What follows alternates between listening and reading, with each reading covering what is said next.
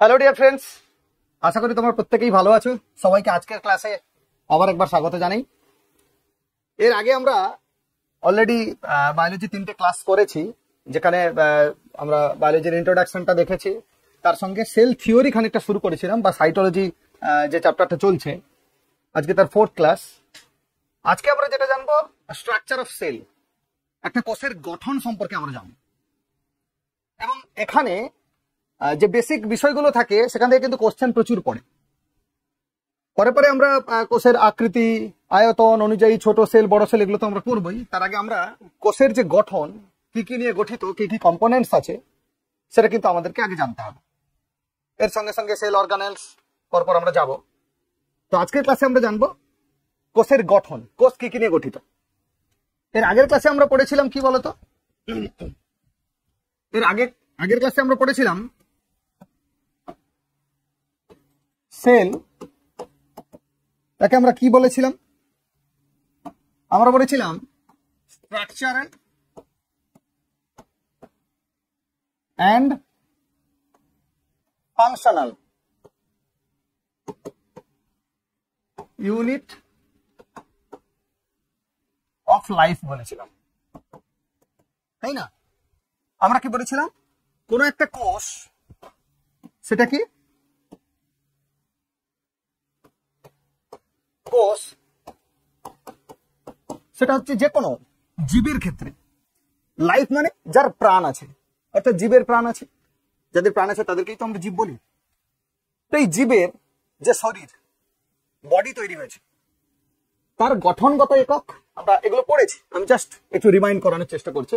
Structural বলতে গঠনগত, অর্থাৎ যে বডিটা তৈরি হয়েছে, জীব দেহটা তৈরি হয়েছে, সেটা ছোট ছোট সেল দিয়েই তৈরি হয়েছে, কেমন?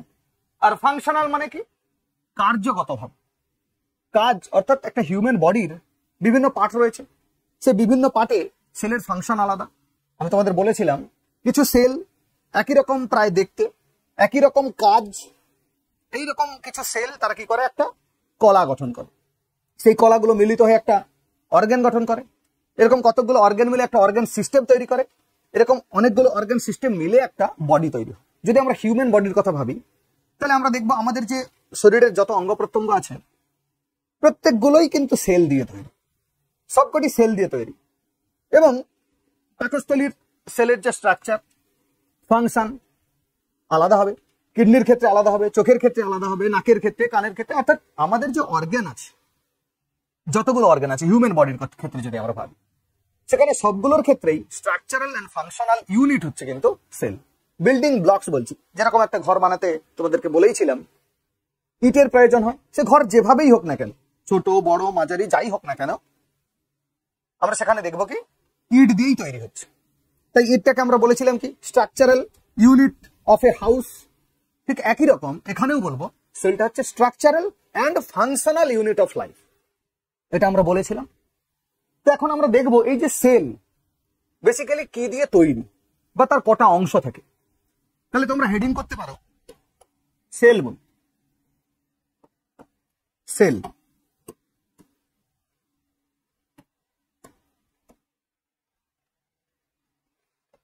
সেল বেসিক্যালি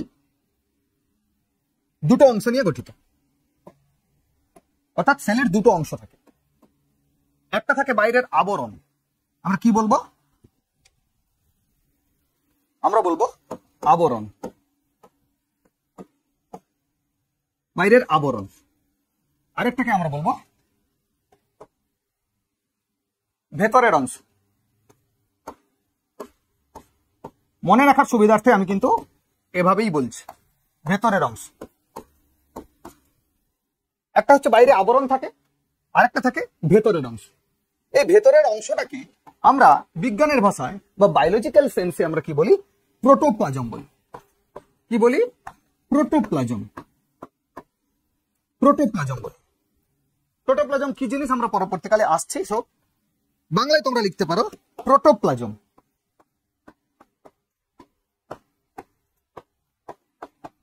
প্রোটোপ্লাজম একটা অংশ থাকে, অর্থাৎ আবরণের ভেতরে অংশটা থাকে। বাইরের যে আবরণটা তাকে আমরা কভার বলতে পারি। Cell cover.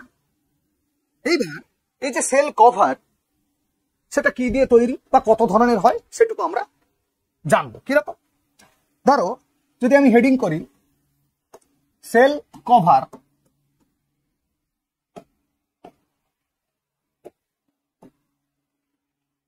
প্রতিটা সেলের আমি এর আগে একটু বলে নিই, সেল কভার যাওয়ার আগে অ্যাকচুয়ালি আমরা জীব জগৎকে তো দুটো ভাগে ভাগ করি। একটাকে আমরা কি বলছি? একটাকে আমরা বলছি প্ল্যান্ট, আর একটাকে বলছি আমরা অ্যানিমেল। এই তো আমাদের দুটো ভাগ, তাই না? আমাদের যে জীব জগৎ সেটা কি এই দুটো ভাগে বিভক্ত।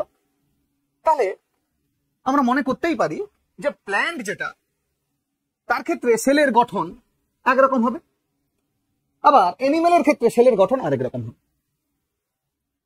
যদি বুঝতে না পারো, আমরা যখন এটা বিশ্লেষণ করব নিশ্চিতভাবে বুঝতে পারবে। এই যে সেল কভার, এক্ষেত্রেও আমরা যখন একে ভাগ করব সেটাকে আমরা কি করব? দুটো ভাগে ভাগ করব। কিরকম? একটাকে আমরা বলছি সেল ওয়াল, সেল ওয়াল, বাংলাতে আমরা বলি কোষ প্রাচীর। কি বলবো? আমরা বলবো কোষ প্রাচীর। কেমন? এটাকে বলা হয় কোষ প্রাচীর। আর একটাকে আমরা বলবো সেল মেমব্রেন।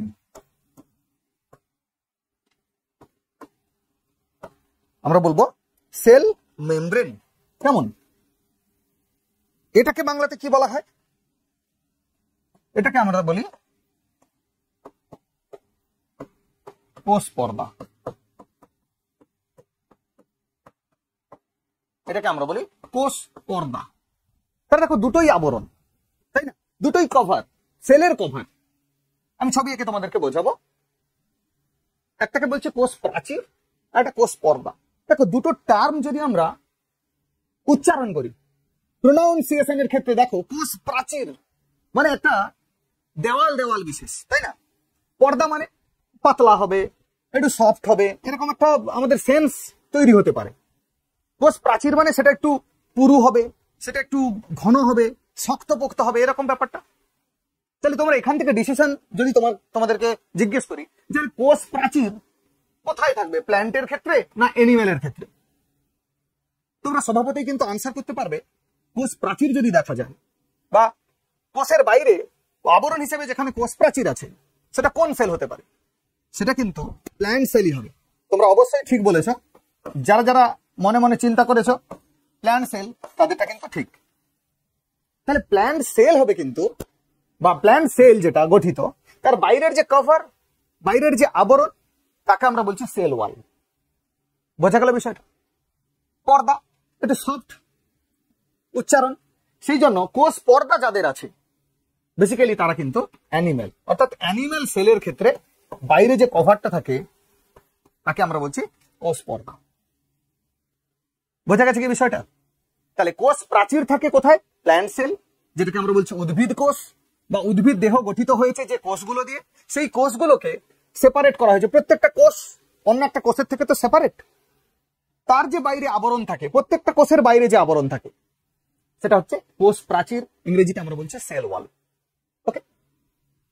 প্রাণী যে কোষ, অর্থাৎ প্রাণী দেহ যে গঠিত যে কোষগুলো দিয়ে, তার বাইরে প্রত্যেকটা সেলের ক্ষেত্রে আমরা দেখব এই যে আবরণ থাকে তাকে আমরা বলছি কোষ পর্দা। আমি যদি একটা সামান্য ছোট্ট করে যদি একটা ছবি আঁকি, সেখানে দেখবো ধরো এরকম একটা উদ্ভিদ সেল,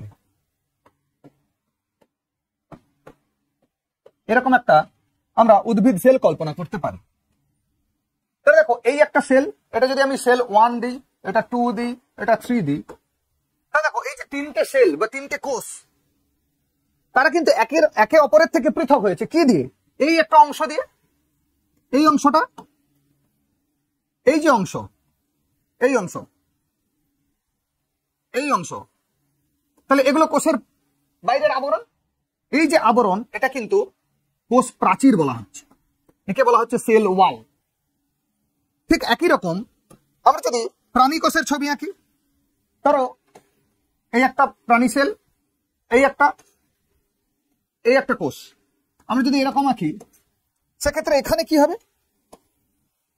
এখানে কি হবে, তাহলে এই যে অংশটা এটাকেই আমরা বলছি কোষ পর্দা। তাহলে এই কোষের ক্ষেত্রে এটা কোষ পর্দা, এই কোষের ক্ষেত্রে এটা কোষ পর্দা। বোঝা গেল বিষয়টা? তাহলে উদ্ভিদ কোষের ক্ষেত্রে আমরা যেটা পাচ্ছি সেটাকে বলা হচ্ছে সেল ওয়াল, প্রাণী কোষে যেটা আমরা পাচ্ছি সেটাকে বলছি সেল মেমব্রেন বা কোষ পর্দা বলা হয়। এরা কি দিয়ে গঠিত, কিভাবে থাকে বা স্ট্রাকচার কি, আমি পরে আসছি। তাহলে বোঝা গেল কি, তাহলে সেলের বাইরে যে অংশ সেটা প্ল্যান্ট সেল হোক বা অ্যানিমেল সেল হোক, তার বাইরের যে অংশটা সেটাকে আমরা বলছি আবরণ। সেই আবরণকে আমরা দুটো, শুধু খালি জীব জগতের শ্রেণীবিন্যাস অনুযায়ী দুটো ভাগে ভাগ করি, অর্থাৎ দুটো সেল পাই যেহেতু দু ধরনের, তার বাইরের আবরণটা তার যে স্ট্রাকচার কম্পোনেন্টস অনুযায়ী আমরা দুটো ভাগে ভাগ করছি। একটাকে বলছি সেল ওয়াল কোষ প্রাচীর, একটা বলছি সেল মেমব্রেন দ্যাট ইজ কোষ পর্দা। তাহলে প্ল্যান্ট সেলে থাকে কোষ প্রাচীর, অ্যানিমেল সেলে থাকে কোষ পর্দা। কারো কোনো সমস্যা? এরপরে যে জিনিসটা আমরা দেখব সেটা হচ্ছে বাকি যে অংশটা আমরা পড়লাম, কি পড়লাম, তাহলে একদিকে আবরণ পেয়েছে, আরেকদিকে আমি তোমাদেরকে কি বলেছিলাম, 2 নম্বর অংশে আমি তোমাদেরকে কি বলেছিলাম ভেতরের অংশ, ইনসাইডাল পার্ট যেটা, সেটাকে আমরা একটা বায়োলজিক্যাল সেন্সে নাম দিয়েছিলাম কি, আমরা নাম দিয়েছিলাম প্রোটোপ্লাজম। এই প্রোটোপ্লাজম কি, প্রোটোপ্লাজম হচ্ছে কোষ পর্দার ভেতরে কোষের বাকি সজীব অংশটা থাকে, যেটার মধ্যেই একটা পুরো হোল বডির পুরো ফাংশনটা ডিপেন্ড করে। সেই অংশটাকে বলা হচ্ছে প্রোটোপ্লাজম। কিরকম, ধরো আমরা যদি একটা কোষ আঁকি, আমরা একটা কোষ নিলাম, ধরো এরকম একটা কোষ, এরকম একটা কোষ, এটাকে তাহলে বাইরের অংশ আমরা কি বলছি, আবরণ, ওয়াল, বা আমরা কি বলবো মেমব্রেন, ওয়াল বা মেমব্রেন বলবো। এই যে বাকি অংশটা, এর ভেতরের যে সজীব অংশটা, এর ভেতরে সজীব অংশ আছে, এই সজীব অংশটাকেই আমরা বলছি প্রোটোপ্লাজম। কি বলছি আমরা, প্রোটোপ্লাজম।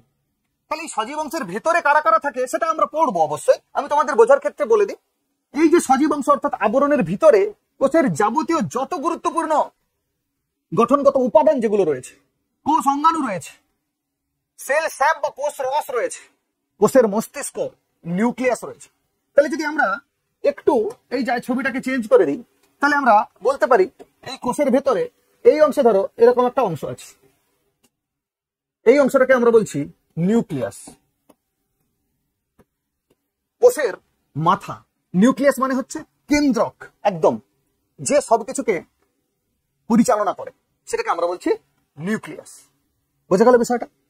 এছাড়াও এই প্রোটোপ্লাজমের এই অংশতে বাকি যে অংশ, অর্থাৎ এই নিউক্লিয়াস ছাড়া বাকি যে অংশ, এই যে সজীব অংশটা, এই অংশটাকে আমরা কি বলি জানো, এই অংশটাকে আমরা বলি সাইটোপ্লাজম। এই অংশটাকে বলি আমরা সাইটোপ্লাজম। কি হলো ব্যাপারটা, ব্যাপারটা হয়েছে এরকম, কোষের তো আমরা দুটো অংশ পড়লাম, একটা আবরণ একটা প্রোটোপ্লাজম। প্রোটোপ্লাজম মনে হচ্ছে এই যে আবরণ তার ভেতরকার অংশ, ঠিক আছে।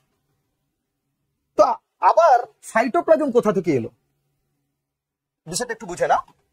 বিষয়টা আর কিছু নয়, বিষয়টা হচ্ছে এই যে প্রোটোপ্লাজমের কথা আমরা বলছি না, এই প্রোটোপ্লাজম মানে হচ্ছে সাইটোপ্লাজম, তার সঙ্গে যখন আমরা নিউক্লিয়াসকে নিয়ে নিচ্ছি তখন এটাকেই আমরা বলছি প্রোটোপ্লাজম। তাহলে আমরা লিখতে পারি protoplasm equal to cytoplasm plus nucleus. Okay, তাহলে এই যে নিউক্লিয়াস সহ এই বাইরের অংশটাকে আমরা বলছি কি প্রোটোপ্লাজম, পুরোটাকে নিয়ে, অর্থাৎ আবরণের ভিতরে পুরো অংশটা, সেটাই হচ্ছে প্রোটোপ্লাজম। প্রোটোপ্লাজম থেকে যদি নিউক্লিয়াসটা বাদ দিয়ে দিই, বাকি যে অংশটা পড়ে আছে তাকে বলি সাইটোপ্লাজম। বোঝা গেল? তাহলে প্রোটোপ্লাজম কি নিয়ে গঠিত, সাইটোপ্লাজম নিয়ে গঠিত, তার সঙ্গে নিউক্লিয়াস রয়েছে।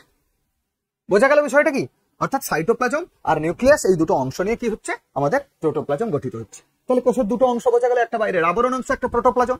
এবার প্রোটোপ্লাজমকে আমরা দুটো ভাগে ভাগ করতে পারি, নিউক্লিয়াস যদি নিই, বা একটা নিউক্লিয়াস অংশ আর একটা সাইটোপ্লাজম অংশ। সাইটোপ্লাজম আর নিউক্লিয়াস নিলে কি হচ্ছে প্রোটোপ্লাজম। বোঝা গেল বিষয়টা?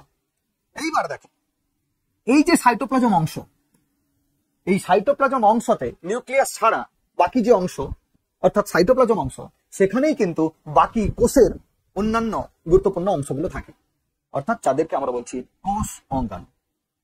আমরা কি বলছি? কোষ অঙ্গাণু, যেটাকে আমরা বাংলায় বলি কোষ অঙ্গাণু,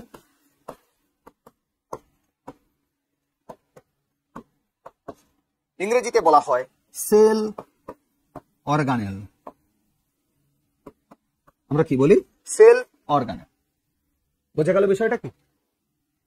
কোষীয় অঙ্গাণু হিসাবে কি থাকে? তোমরা মাইটোকন্ড্রিয়ার নাম শুনেছ, রাইবোজোমের নাম শুনেছ, ভ্যাকুয়েলের নাম শুনেছ, সেন্ট্রোজোম, এন্ডোপ্লাজমিক রেটিকুলাম, প্লাস্টিডের নাম শুনেছ, তারপরে তোমরা লাইসোজোমের নাম শুনেছ। এগুলো গলগি বডি, এগুলো কি থাকে? এই সাইটোপ্লাজমে ছড়িয়ে ছিটিয়ে থাকে বিভিন্ন অংশে। পরে আসবো আমরা যখন প্রোটোপ্লাজম পড়বো। আপাতত যেটা আমরা বললাম সেটা হচ্ছে কোষের দুটো অংশ বা গঠন হিসাবে যদি আমরা দেখি, সেখানে দুটো অংশ পাবো, একটা আবরণ, একটা প্রোটোপ্লাজম। প্রোটোপ্লাজম মিন্স নিউক্লিয়াস এবং সাইটোপ্লাজম, বা প্রোটোপ্লাজমকে যদি আমরা ভাঙি, এটাকেই তোমরা লিখতে পারো আলাদা করে দুটো অংশ, একটাকে আমরা বলছি নিউক্লিয়াস আর একটাকে আমরা বলছি সাইটোপ্লাজম। ওকে, এই সাইটোপ্লাজমের মধ্যে বাকি যে অংশগুলো থাকে সেটাকে আমরা বলি কোষ অঙ্গাণু। বোঝা গেল? তাহলে সাইটোপ্লাজম হিসেবে তোমরা লিখে থাকতে পারো এই যে অংশটা, সেখানে থাকে সেল, সরি এই অংশটা থাকে কি? কোষ অঙ্গাণু। বোঝা গেল? তাহলে ইন ডিটেলস আমরা পড়বো সাইটোপ্লাজমে কি কি থাকে, কোন কোষ অঙ্গাণু, তার গঠন কি, তার কাজ কি। এটা থেকে প্রচুর কোশ্চেন পড়ে। আত্মঘাতী থলি কাকে বলে? কোষের মস্তিষ্ক কাকে বলে? কোষের শক্তিঘর কাকে বলে? কোন অঙ্গাণু খাদ্য তৈরিতে, উদ্ভিদের খাদ্য তৈরিতে সহযোগিতা করে? কোন অঙ্গাণু তার বাইরেও পর্দা আছে? যেমন কোষের বাইরে পর্দা আছে, যেটাকে আমরা কোষ পর্দা বলছি, সেরকম কিছু অঙ্গাণু আছে খুব গুরুত্বপূর্ণ, সে আবার নিজেকে আবার আলাদা করে একটা পর্দার মধ্যে আবৃত করে রেখেছে, যাতে করে কেউ না তার ক্ষতি করতে পারে। আবার কেউ আছে হয়তো অতটা গুরুত্বপূর্ণ নয়, তার কিন্তু আলাদা করে কোনো পর্দা নেই। আবার কিছু অঙ্গাণু আছে তার আবার দুটো পর্দা আছে, ডবল লেয়ার আছে, ডবল মেমব্রেন। এই কোষ অঙ্গাণুগুলোর কথা কিন্তু আমাদেরকে পড়তে হবে, সেগুলো আমরা পড়বো। কোনটা একক পর্দা বিশিষ্ট, কোনটা পর্দাবিহীন, কোনটা দ্বি একক পর্দা বিশিষ্ট, সেগুলো কিন্তু আমরা আস্তে আস্তে করে পড়বো। তো আমরা শুরু করবো আজকে কোষের গঠনের যে অংশটা, দেখলে তোমরা এই অংশটা। আমরা আজকে যেটা পড়বো সেটা হচ্ছে কোষের আবরণ। নেক্সট ক্লাসে আমরা কিন্তু প্রোটোপ্লাজম সহ তার কোষ অঙ্গাণুদের কথা জানবো। তাহলে তোমরা এরপরে হেডিং করতে পারো কোষ আবরণ। অর্থাৎ আমরা আজকে পড়বো যে অংশটা সেটা হচ্ছে সেল ওয়াল, তার সঙ্গে সঙ্গে সেল মেমব্রেনটাও আজকে আমরা পড়বো। তাহলে এখন হেডিং করতে পারো তোমরা সেল ওয়াল, বা বাংলায় লিখতে পারো কোষ প্রাচীর। কোষ প্রাচীর, কোষ প্রাচীর। ঠিক আছে, তো আমি তোমাদেরকে প্রথমেই বললাম যে কোষ প্রাচীর মানে সেটা হচ্ছে উদ্ভিদ কোষে থাকে। তাহলে প্রথম পয়েন্ট হিসেবে তোমরা লিখতে পারো কেবলমাত্র প্ল্যান্ট সেল, প্ল্যান্ট সেলে উপস্থিত।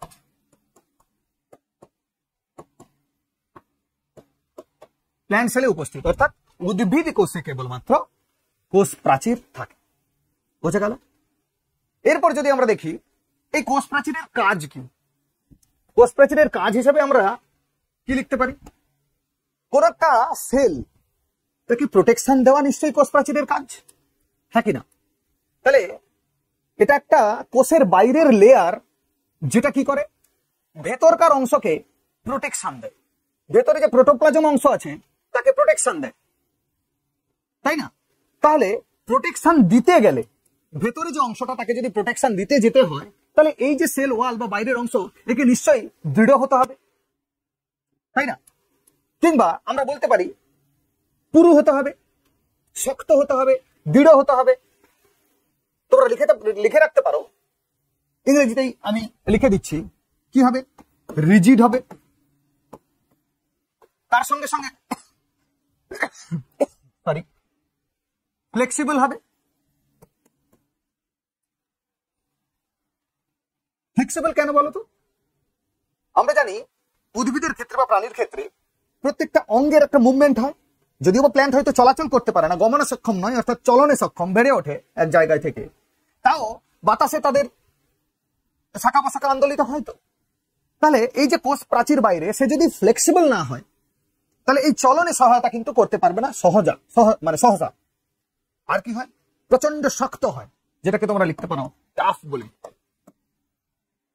টাফ, বোঝা গেল কি বিষয়টা? কোষ প্রাচীর যেটা কিন্তু রিজিড, তার সঙ্গে সঙ্গে ফ্লেক্সিবল তো বটেই, তার সঙ্গে প্রচন্ড টাফ মানে পুরু বা শক্ত হয়। বোঝা গেল বিষয়টা?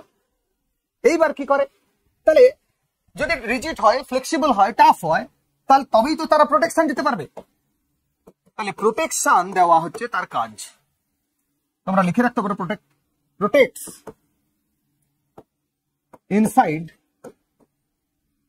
ইনসাইডাল সিস্টেম লিখতে পারো। ভেতরের যে সিস্টেম তাকে প্রোটেক্ট করে। বোঝা গেল? আরো একটা কাজ তোমরা এখানে লিখে রাখতে পারো, কি করে, শুধু প্রোটেকশন দেয় তা নয়, উদ্ভিদ দেহকে বা উদ্ভিদকে একটা স্ট্রাকচারাল সাপোর্ট দেয়। কি করে? Structural support.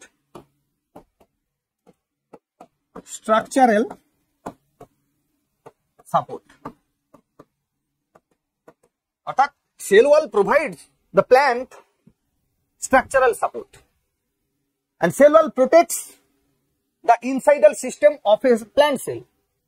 উদ্ভিদের যে একটা কোষ, তার ভেতরের যে অংশ ইনসাইডাল সিস্টেম যেটা রয়েছে, অর্থাৎ ভেতরের যে সজীব অংশটা রয়েছে, তাকে প্রোটেকশন দিচ্ছে কে? Cell wall. বোঝা গেল বিষয়টা কি? তাহলে প্ল্যান্ট সেলে কোষ প্রাচীর থাকে, সেটা কি ধরনের হয়, তার প্রকৃতি কেমন? রিজিড হয়, ফ্লেক্সিবল হয় এবং টাফ হয়। It protects the inside system of a plant cell, structural support দেয় তাকে, প্ল্যান্টকে। বোঝা গেল? এইবার আমরা আসবো, বিভিন্ন ধরনের তো উদ্ভিদ আছে, তার কোষ প্রাচীর কি কি উপাদান নিয়ে তৈরি, তোমরা পরে হেডিং করতে পারো components of cell wall. Components of cell ওয়াল।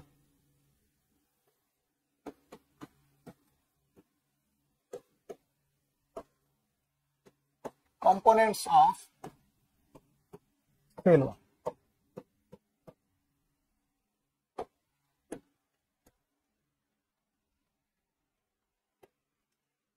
অর্থাৎ একটা কোষ প্রাচীর কি কি নিয়ে গঠিত হতে পারে উদ্ভিদ ভেদে। আমরা উদ্ভিদ বলতে বেসিক্যালি যে প্ল্যান্ট বলি, অর্থাৎ আদর্শ উদ্ভিদ যেটাকে বলি, তার কোষ প্রাচীর গুলো বেসিক্যালি সেলুলোজ দিয়েই তৈরি। তাহলে তোমরা লিখতে পারো প্ল্যান্ট সেল যদি হয়, সেক্ষেত্রে সেল ওয়াল কি দিয়ে তৈরি, সেটা হবে সেলুলোজ। বুঝে গেল? অত্যন্ত গুরুত্বপূর্ণ প্রশ্ন, তোমরা কিন্তু অবশ্যই মাথায় রাখবে। স্টার মার্ক করে দিলাম। কি না, উদ্ভিদ কোষের কোষ প্রাচীর সেলুলোজ দিয়ে তৈরি। ঠিক আছে? এছাড়াও কোথায় কোষ প্রাচীর পাওয়া যায়? ফাঙ্গাস। ফাঙ্গাস মানে কি? ছত্রাক, তাই না? ছত্রাক, তার কোষের বাইরেও কিন্তু কোষ প্রাচীর দেখা যায়, তবে কিন্তু তা সেলুলোজ দিয়ে তৈরি নয়। তাহলে তোমরা লিখে রাখতে পারো ফাঙ্গাস। ফাঙ্গাসকেই আমরা বহু বচনে কি বলি? ফাঙ্গি বলি। তাহলে ফাঙ্গি বা ফাঙ্গাসের বাইরের যে আবরণ, দ্যাট ইজ কোষ প্রাচীর, কি দিয়ে তৈরি? কাইটিন দিয়ে তৈরি। কি দিয়ে তৈরি? কাইটিন দিয়ে তৈরি। তাহলে উদ্ভিদ কোষের কোষ প্রাচীর সেলুলোজ দিয়ে তৈরি, ফাঙ্গাসের কাইটিন দিয়ে তৈরি। আরো একটা পরীক্ষায় আছে, ব্যাকটেরিয়াতেও আমরা কোষ প্রাচীর দেখি। এই ব্যাকটেরিয়ার বাইরে যে আবরণ থাকে, দ্যাট ইজ সেল ওয়াল থাকে, সেটা কি দিয়ে তৈরি?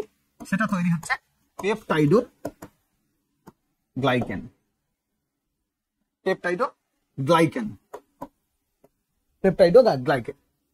বোঝা গেল বিষয়টা? এই তিনটে জিনিস কিন্তু আমাদের খুব ভালোভাবে মনে রাখতে হবে। কেমন? তাহলে দেখো আমরা কি জানলাম, এই যে কোষ প্রাচীর কোথায় থাকে? ব্যাকটেরিয়ার বাইরের আবরণ কোষ প্রাচীর, শৈবালের বাইরেও কোষ প্রাচীর থাকে। উদ্ভিদ, শৈবাল থাকছে উদ্ভিদ, তাহলে শৈবাল যদি উদ্ভিদ হয় তার বাইরে সেলুলোজ নির্মিত কোষ প্রাচীর নিশ্চয়ই থাকবে। ফাঙ্গাস, তার ক্ষেত্রে আমরা দেখবো কাইটিন নির্মিত। এছাড়া যত আমাদের উন্নত উদ্ভিদ দেহ আছে, বেশিরভাগটাই ইউক্যারিওটিক, আমরা পরে পড়বো, প্রোক্যারিওটিক ইউক্যারিওটিক গুলো পড়বো, সেখানে কিন্তু বেশিরভাগটাই এই কোষ প্রাচীর সেলুলোজ নির্মিত। তাহলে এই তিনটে জিনিস আমাদেরকে কিন্তু খুব ভালো করে মনে রাখতে হবে। যদি বলে এই কোষ প্রাচীর কে আবিষ্কার করেছে, বা এই কোষ প্রাচীরের খোঁজ কে করেছে? তাহলে তোমরা লিখে রাখতে পারো, ডিসকভার্ড বাই রবার্ট হুক।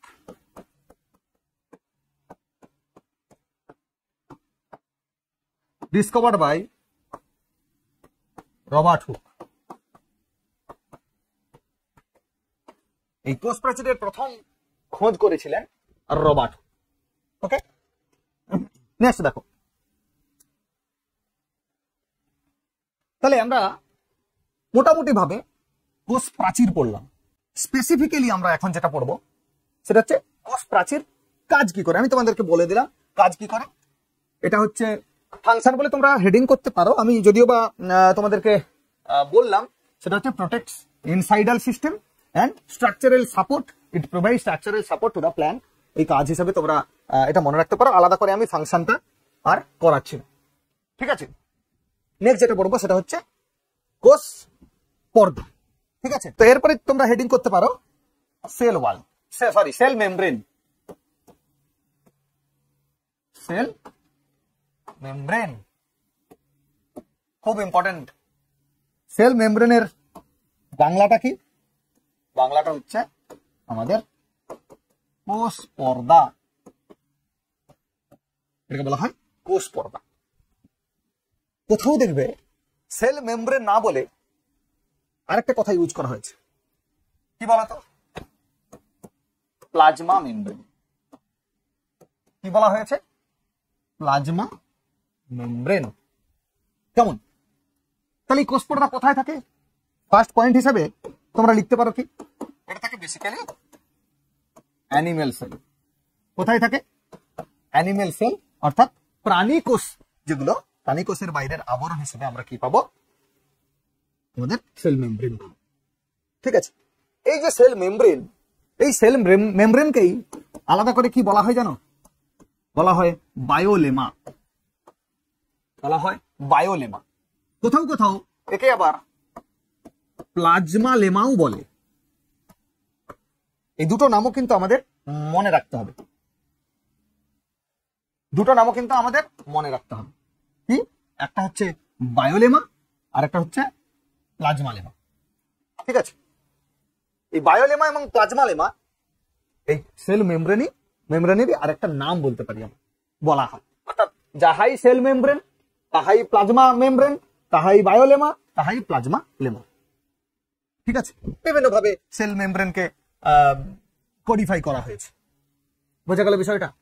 এইবার কি, এই যে সেল মেমব্রেন বা কোষ পর্দা যেটা প্রাণী কোষে থাকে, এর বিরাট বড় ফাংশন, বিরাট বড় ফাংশন। ফার্স্ট ফাংশন হিসেবে যদি আমরা দেখি, কি দেখব? এই যে কোষ পর্দা যেটা থাকে, ধরো এরকম একটা সেল, সেলের ভিতরে যে অংশ তাকে আমরা কি বলি? প্রোটোপ্লাজম। প্রোটোপ্লাজম বলি। তার বাইরের যে অংশটা, বাইরের যে অংশটা, এটাকে আমরা কি বলছি? কোষ পর্দা, তাই না? তাহলে এটা যদি কোষ পর্দা হয়, তাহলে এর নির্দিষ্ট কোনো কাজ আছে। কি করে? এই সেলটা অন্য একটা সেল থেকে পৃথক কিভাবে হচ্ছে? এই সেলের আবরণ যেটা, কোষের আবরণ যেটা, অর্থাৎ সেল মেমব্রেন, সেটা দিয়ে আরেকটা কোষ থেকে পৃথক হচ্ছে, আলাদা হচ্ছে, তাই না? তাহলে এই যদি মেমব্রেন যদি না থাকে, তাহলে তো আমরা কোষকে আলাদাভাবে চিহ্নিত করতে পারতাম না। একটা বাড়ির ক্ষেত্রে যদি আমরা প্রত্যেকটা ইট আলাদা হয় এইভাবে, তাই না? প্রত্যেকটা ইট আলাদা, সিমেন্ট বালি দিয়ে তাকে চিপকানো থাকে। তাহলে এটাকে যদি আমরা পর্দা বা একটা লেয়ার ধরি, সেই লেয়ারটা কি করে? আরেকটা ইট থেকে নিচের, উপরের ইট থেকে নিচের ইট, পাশের ইট থেকে মাঝের ইট, তাকে কি করে? সেপারেট করে। তাহলে এই যে কোষ পর্দা, সে কি করে? পাশের আর একটা কোষ থেকে নিজেদের মধ্যে একটা সেপারেশন তৈরি করে বা সেপারেশন জোন তৈরি করে। তাহলে সেপারেশন তো করলো, তাহলে এই সেপারেশন করাই কি কাজ? না। এখানে এই যে পর্দা, এটা একটা বড় ভূমিকা পালন করে। কিরকম? এই যে কোষে অ্যাকচুয়ালি আমাদের যা কিছু পুরো বডির যে সিস্টেমটা কাজ করে, সেটা সালোক সংশ্লেষ হতে পারে, শ্বসন হতে পারে, ডাইজেস্টিভ সিস্টেম হতে পারে, যা কিছু ফাংশনস হচ্ছে, সেক্ষেত্রে কোষের প্রত্যেকটা অঙ্গাণু নিশ্চয়ই কোনো না কোনো কাজের সঙ্গে যুক্ত, নিউক্লিয়াস কোনো কাজের সঙ্গে যুক্ত, এবং কোষের মধ্যে কি হচ্ছে? বিভিন্ন নিউট্রিয়েন্টস বা বিভিন্ন পদার্থের, সেটা এলিমেন্টাল হোক, মানে মাইক্রো হোক, ম্যাক্রো হোক, সেটা ভেতরে ঢুকছে এবং ভিতর থেকে বাইরে বেরোচ্ছে। আমরা যদি শ্বসনের কথা বলি, অক্সিজেন ভেতরে ঢুকছে, বাইরে বেরোচ্ছে কার্বন ডাইঅক্সাইড। ঠিক এরকম খাদ্য তৈরির সময় যে যেটা আমরা খাচ্ছি সেটা পাচিত হওয়ার জন্য, পাচিত হয়ে কোথায়, বিপাকের জন্য কোষে যাচ্ছে। তাহলে সেই যে নিউট্রিয়েন্টস গুলো ভেতরে ঢুকছে, সেখানে দহন হচ্ছে, সেখান থেকে এনার্জি তৈরি হচ্ছে, এবং ওয়েস্টেজ মেটেরিয়ালস গুলো, বিপাকজাত উৎপন্ন পদার্থ, তাহলে ওই কোষগুলো থেকে বাইরে বেরিয়ে এসছে। তাহলে আমরা শরীরে যদি যেটা আমাদের খাবার বা যেটা আমাদের খাওয়ার, সেটা তো আমাদের কোষে যাচ্ছেই, কিন্তু খাওয়ার নয় এরকম কিছু যদি আমাদের শরীরের মধ্যে চলে আসে, যদি শরীরের মধ্যে চলে আসে, তাহলে সেগুলো কোষে পৌঁছে যাবে। কারণ রক্ত তো কাউকে চেনে না, ও নিয়ে চলে যাবে। যদি নিয়ে চলে যায়, তাকে কোষ ভেতরে ঢুকতে দেবে কি দেবে না, বা কোন এলিমেন্টকে ভেতরে ঢুকতে দেবে কি দেবে না, সেটা নির্ভর করে এই কোষ পর্দার উপর। অর্থাৎ প্রহরীর মতো কাজ করে, গার্ডের মতো কাজ করে কে, এই আমাদের সেল মেমব্রেন গার্ডের কাজ করে। কিরকম না, এ কাকে ঢুকতে দেবে আর কাকে ঢুকতে দেবে না, এটা কিন্তু ওর একটা ক্ষমতা আছে, ও দেখে বুঝতে পারে, বা ওর মধ্যে যে প্রকৃতিটা আছে ও দেখে বুঝতে পারে যে একে ভেতরে ঢুকতে দিলে কোনো অসুবিধা হবে না আমার কোষকে। অ্যাকচুয়ালি সেল মেমব্রেন সে কি করে, কোষকে রক্ষা করাই তার কাজ। অ্যাকচুয়াল গার্ড, কোষের গার্ড হচ্ছে কোষ পর্দা। তাহলে ভেতরে যদি ঢুকতে দেওয়া হয়, তাহলে কোষটাকে ক্ষতি করতে পারে। তাহলে আমার ভেতরের যারা আছে, প্রভুকে আমি ধরে নিলাম, এরকম যদি ভাবি, প্রভুর যাতে না ক্ষতি করে, বাইরে কারা গার্ড দেয়, এমনি প্রহরী থাকতে পারে। আদারওয়াইজ কুকুরকে রাখা হয়, কুকুর কি করে, প্রভুভক্ত হয় বলে তাই বাইরে রাখা হয়। তাহলে আমরা ধরে নিতে পারি watchdog of a cell, that is cell membrane. কোষের বাইরে যে পর্দা, সেটাকে আমি ওয়াচডগ হিসেবে ধরতে পারি, বা প্রহরী কুকুর হিসেবে ধরতে পারি। এরা কাকে ভেতরে ঢুকতে দেবে, পরিচিত হলে তবেই ভেতরে ঢুকতে দেয়, না হলে ঢুকতে দেয় না। তাই এই কোষ পর্দাকে আরেকটা নাম বলা হয়, তাকে বলা হয় সিলেক্টিভলি পারমিয়াবল। সিলেক্টিভলি পারমিয়াবল মানে সিলেকশন করে তবেই কিন্তু ভেতরে ঢুকতে দেয়, আদারওয়াইজ কিন্তু ভেতরে ঢুকতে দেবেই না। যেহেতু সিলেকশন করে ঢুকতে দেয়, সবাইকে ঢুকতে দেয় না, তাহলে আমরা বলতে পারি কি, পারমিয়াবল মানে ভেতরে ঢোকার অনুমতিপত্র সবাইকে দেয় না, কিছু মানুষকে দেয়। সেই জন্য একে স্পেসিফিক্যালি আমরা বলতে পারি সিলেক্টিভলি সেমি পারমিয়াবল। তার সঙ্গে আমরা বলতে পারি মেমব্রেন। তাহলে সিলেক্টিভলি সেমি পারমিয়াবল মেমব্রেন, বুঝে গেল? এটাকেই বাংলায় বলা হয় প্রভেদক, ভেদ্য বা অর্ধভেদ্য। সবাই ভেদ করে যেতে পারে না, কিছু কিছু সিলেকশন করে সেই সিলেক্টিভ মেটেরিয়ালস গুলো বা এলিমেন্টস গুলোই ভেতরে ঢুকতে পারে। তাহলে অর্ধভেদ্য পর্দা আমরা একে বলতে পারি, বোঝা গেল? প্রভেদক ভেদ্য বা অর্ধভেদ্য পর্দা একে আমরা বলতে পারি। এখানে আরেকটা জিনিস মনে রাখতে হবে। কি মনে রাখতে হবে? এই যে অর্ধভেদ্য পর্দা বা এই যে সেল মেমব্রেন যেটাকে আমরা বলছি, এই সেল মেমব্রেন কি করে বলতো? কোন পদ্ধতিতে, একটা নিশ্চিত পদ্ধতি রয়েছে, যেই পদ্ধতিতে কোষের ভেতরে এলিমেন্ট গুলো ঢুকে, কোষের বাইরে ভেতর থেকে বাইরে এলিমেন্ট গুলো বেরোয়, একটা নিশ্চয় পদ্ধতি আছে। সিলেকশন তাহলে কিভাবে করছে, একটা পদ্ধতি আছে। সেই পদ্ধতিগুলো তোমরা জানো অনেকেই। একটাকে বলা হয় ব্যাপন, আরেকটাকে বলা হয় অভিশ্রমণ। একটাকে বলা হয় ব্যাপন, আরেকটাকে বলা হয় অভিশ্রমণ। ব্যাপন কথার অর্থ ইংরেজিতে আমরা বলি কি, ডিফিউশন। কি বলি আমরা? ডিফিউশন।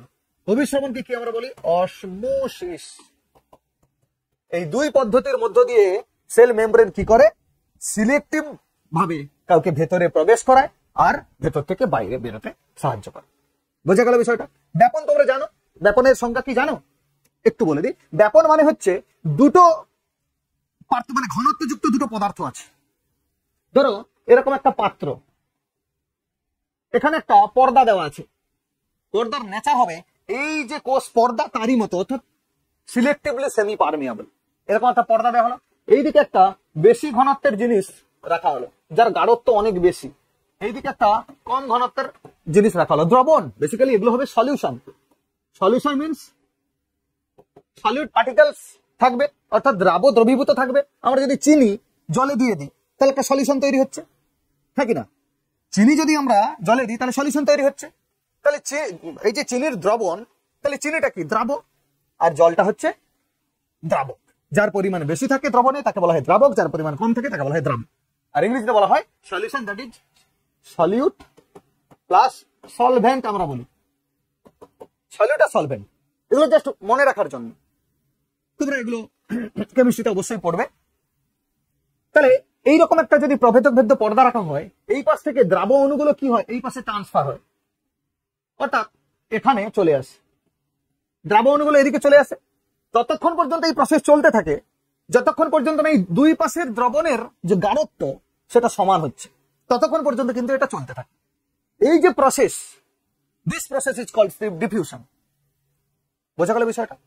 আবার এরকম একটা ঘটনা ঘটে, ধরো আমি এরকম একটা পর্দা দিয়ে দিয়েছি, এদিকে জল আছে, এদিকে আমি কিছু শুকনো কিশমিশ রেখে দিলাম, শুকনো কিশমিশ রেখে দিলাম।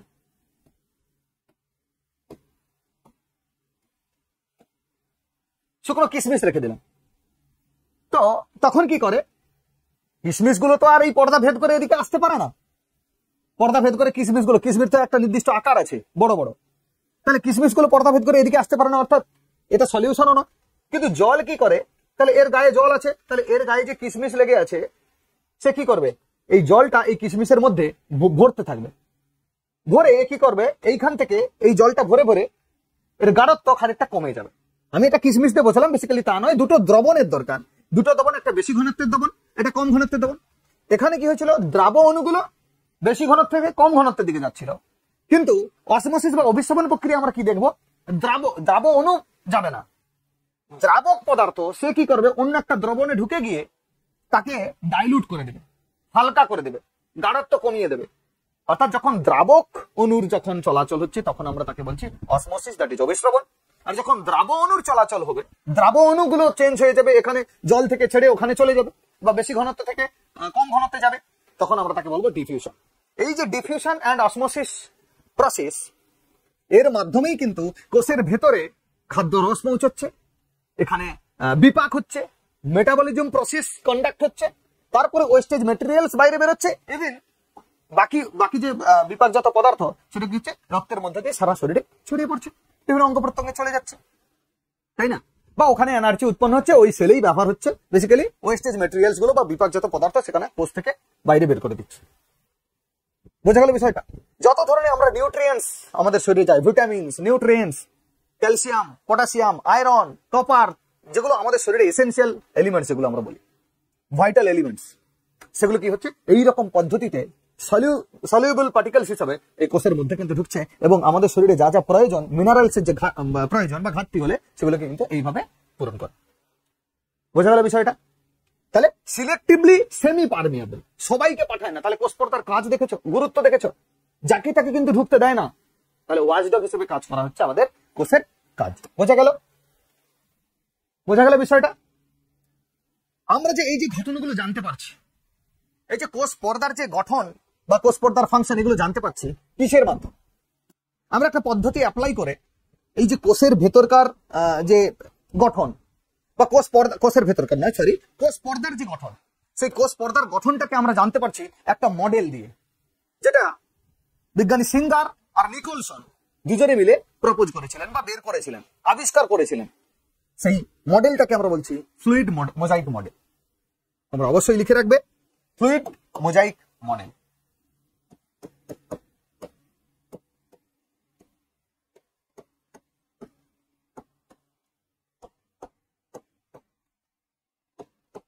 ফ্লুইড মোজাইক মডেল কেমন? ফ্লুইড মোজাইক মডেল বলা হচ্ছে। প্রপোজ করেছে কে?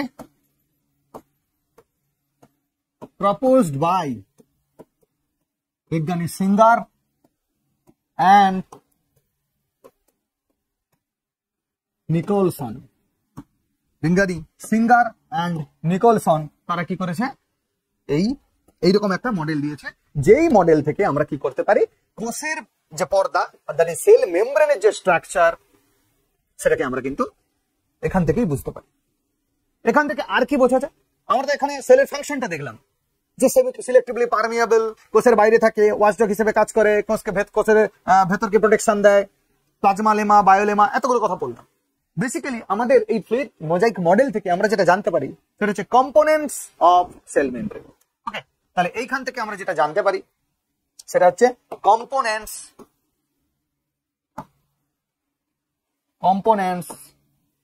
Of cell membrane. কম্পোনেন্টসই লিখতে পারো তোমরা, কম্পোনেন্টস। তাহলে কম্পোনেন্টস কি? এই যে মডেল, এখান থেকে জানা যায় যে একটা কোষ সেটা যে যে উপাদান দিয়ে তৈরি, তার মধ্যে সব থেকে গুরুত্বপূর্ণ হচ্ছে ফসফোলিপিডস। সব থেকে গুরুত্বপূর্ণ হচ্ছে ফসফোলিপিডস, দেন প্রোটিন, থার্ড লিপিড লিখতে পারো। বেসিক্যালি এই দুটো, ফসফোলিপিডস, প্রোটিনস আর কার্বোহাইড্রেটও থাকে। তাহলে তোমরা লেখো কার্বোহাইড্রেট,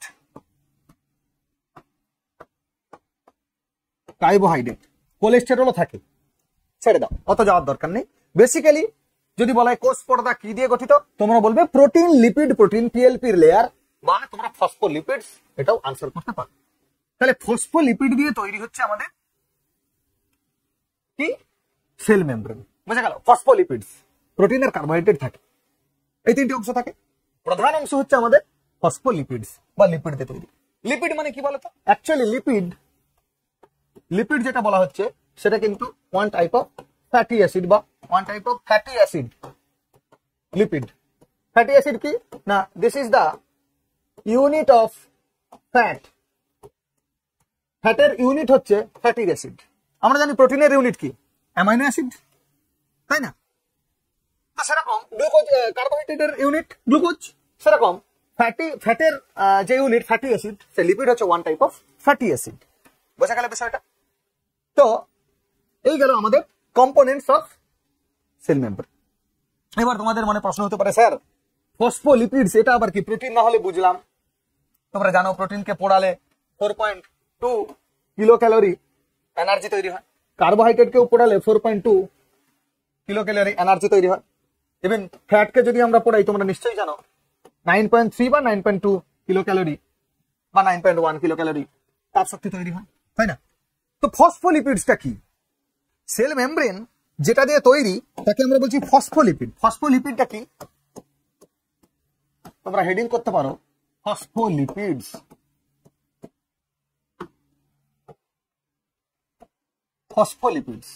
ফসফোলিপিডটা কি?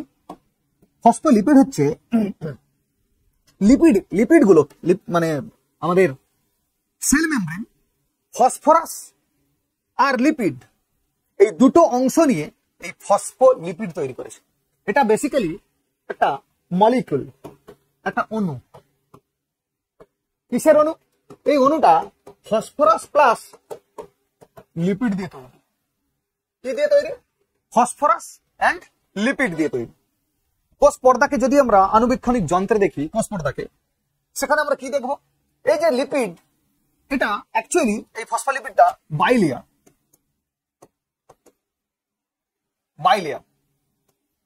বাইলেয়ার মানে দুটো স্তর আছে, অর্থাৎ আমরা লিখতে পারি দ্বিস্তরীয়। কেমন? দুটো স্তর থাকে লিপিড গুলো। কিভাবে সাজানো থাকে? আমি যদি খানিকটা ছবি এঁকে বোঝার চেষ্টা করি, কিরকম? এইরকম একটা অংশ থাকে, তার সঙ্গে এরকম একটা অংশ থাকে।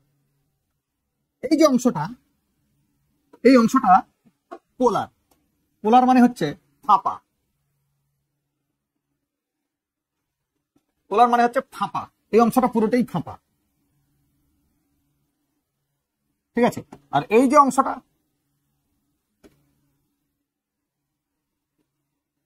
এরকম থাকে। একটা তোমরা দেখতে পাচ্ছ একটা মাথার মতো অংশ, এই অংশটাকে আমরা কিন্তু বলি হেড। মাথার মতো দেখতে বলেই কিন্তু হেড বলি। এই অংশটাকে আমরা বলি হেড, আর এই অংশটাকে আমরা বলি টেল। একটা মাথা অংশ আর একটা লেজ অংশ। বোঝা গেল? এইবার এই যে অংশগুলো, এই যে অংশটা, এটাই হচ্ছে ফসফোলিপিডের গঠন। এই অংশটা অ্যাকচুয়ালি হাইড্রোফিলিক। এই পার্টটা হাইড্রোফিলিক। ফিলিক কথার অর্থ কি? আকর্ষণ। হাইড্রোফিলিক মানে জলাকর্ষী। এই যে অংশটা, এই যে লেজ অংশটা, এটাকে বলা হয় হাইড্রোফোবিক। দেখো তোমরা ইংরেজিতে একটা কথা শিখবে বা শিখেছো বা জানো, ফোবিয়া। ফোবিয়া মানে ভয়, ফোবিক বলা হয়। তাহলে হাইড্রোফোবিক মানে জল হতে ভয়, সেই জন্য এটাকে বলা হয় জল বিকর্ষী। হাইড্রোফোবিক জল বিকর্ষী, জলের সঙ্গে এর কোনো সম্পর্ক নেই। বুঝে গেল বিষয়টা? এই যে অংশটা থাকে, এই যে পুরো অংশটা ফসফোলিপিডসটা, এটা কোষ পর্দা কিভাবে গঠন করে? গঠন করে ঠিক এরকম ভাবে।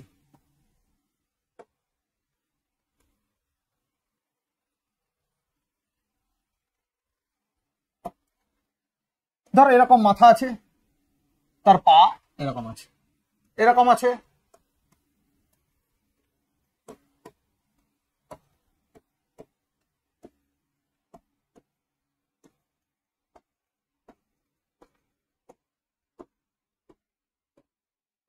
একটা কোষ পর্দাকে যদি আমরা আণুবীক্ষণ যন্ত্রে দেখি তাহলে এইরকম অংশ দেখতে পাবো।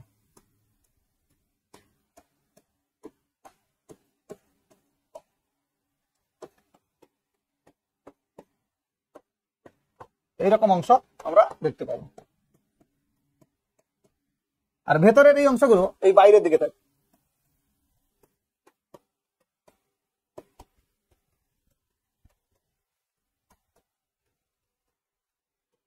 এরকম, অর্থাৎ একটাতে, এটা যদি আমরা একটু আলাদা করে লিখি, এরকম করে একটা অংশ থাকে যার মাথাটা বাইরে, টেলটা ভেতরে, আর একটা অংশ এরকম থাকে যার মাথাটা বাইরে, তার টেলটাও এরকম ভেতরে।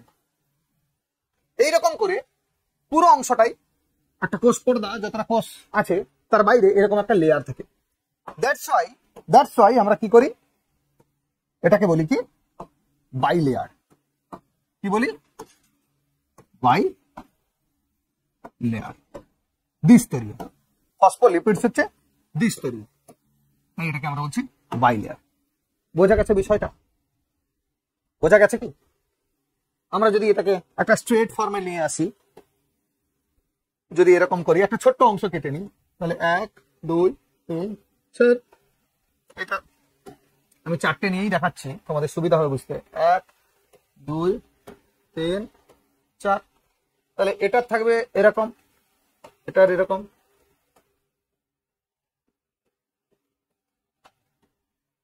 এরকম থাকবে। বুঝে গেল? কাছাকাছি থাকবে। এখানে আর একটা করে দিয়ে দাও।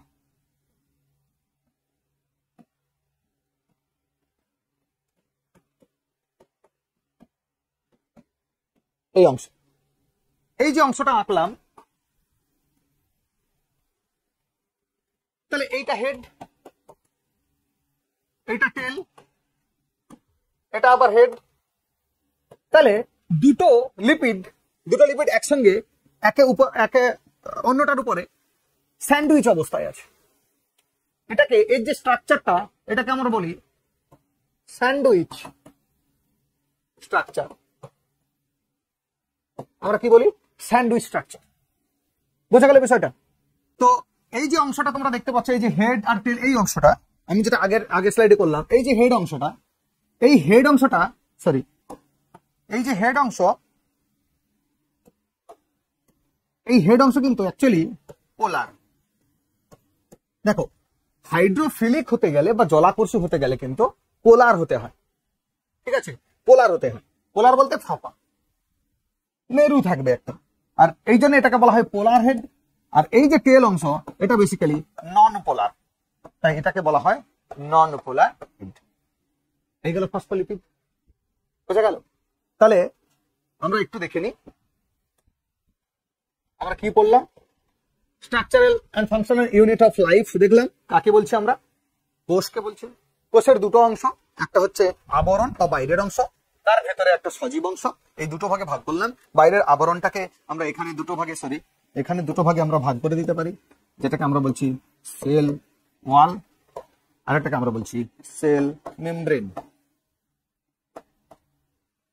সেল মেমব্রেন আর সেল ওয়াল, এই দুটো ভাগে ভাগ করতে পারি। আর একটাকে আমরা বলছি, যেটা ভেতরে সজীব অংশ, এটা হচ্ছে প্রোটোপ্লাজম। এই প্রোটোপ্লাজমকে আমরা আবার দুটো ভাগে ভাগ করতে পারি। একটাকে আমরা বলছি সাইটোপ্লাজম,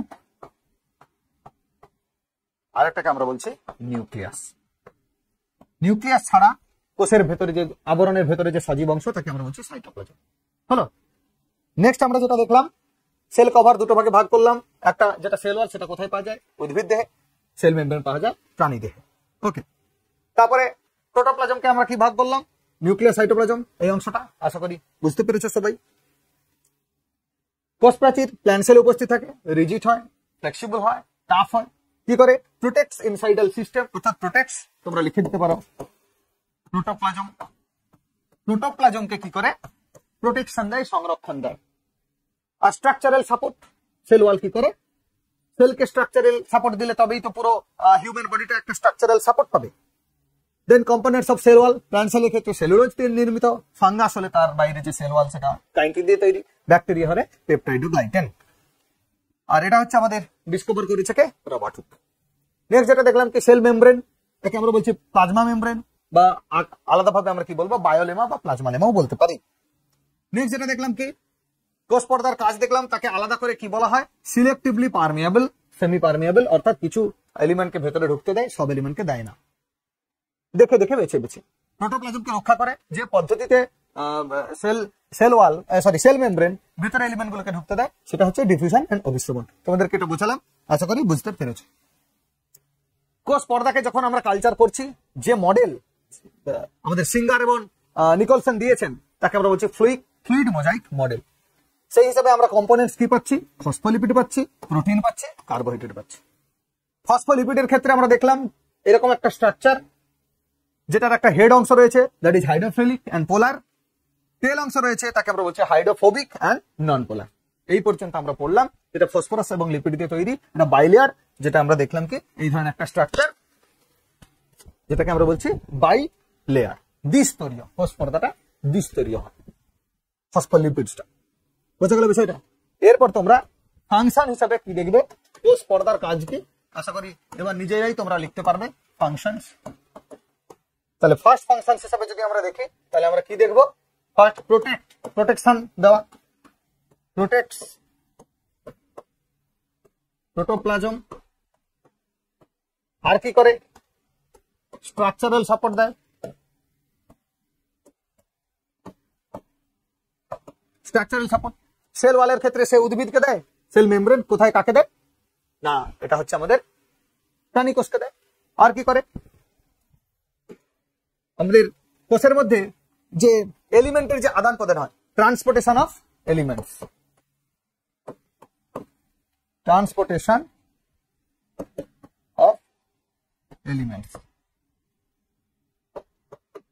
কোষ পর্দা। এইরকম হচ্ছে কোষ পর্দার কাজ। ওকে, বোঝা গেল? তো এর সঙ্গে তোমরা অন্য কাজ হিসাবে তোমরা দিতে পারো, কোষের আকৃতি প্রদান করে, shape, it provides the shape of cell, সেলকে আকৃতি প্রদান করে। এছাড়া তোমরা আরেকটা জিনিস মনে রাখতে পারো, ডিউরিং সেল ডিভিশন,